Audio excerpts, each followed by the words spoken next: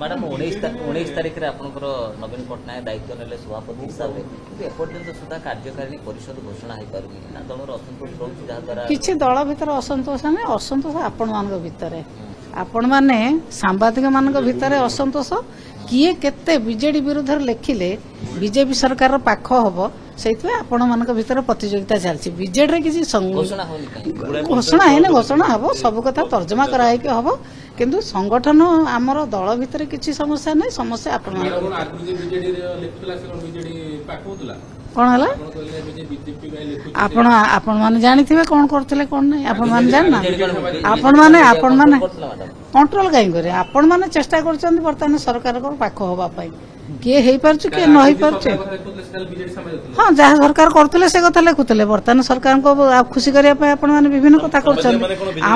आम विरुद्ध रे लेखिले केते आपण को सरकार भलो पाइबे आपण सेही प्रतियोगिता रे अछंती।